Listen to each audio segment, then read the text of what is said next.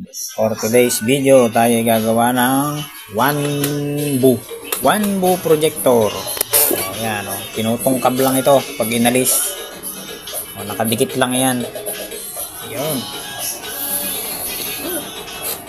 Yun lang yung dalawang screw. Ayan. Then, iangat to. Then, sa ilalim ay may dalawang screw pa yan na maliit. Alisin din yan. Yung manipis na to, sisikutin nyo lang yan mga kabilang gilid. Yan, naangat na yan. Yun. So yun, kapag natanggal nyo yung 4 na tornilyo sa ibabaw, yan, mabubunot na ito. Yan, mabubunot na yan. Natanggal nyo yung 4 na tornilyo na yan. Yan, mabubunot na yan.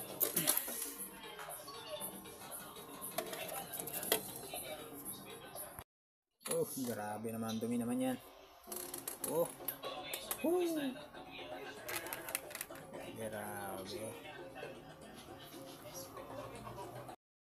Bago nyo ma-access yung polarizer, tatanggalin nyo muna itong ibabaw na to. Yan. Hatiin yan. Yung polarizer kasi ay nasa loob niyan, nandyan, dito. Yan.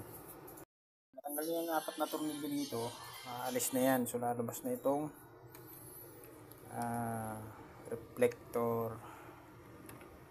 So alisin natin to para makita natin yung polarizer. Ayan.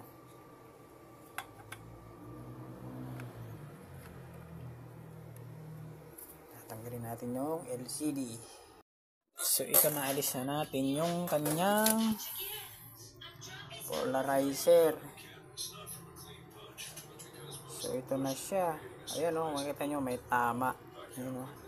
Ayan. Mayroon siyang sunog sa gitna.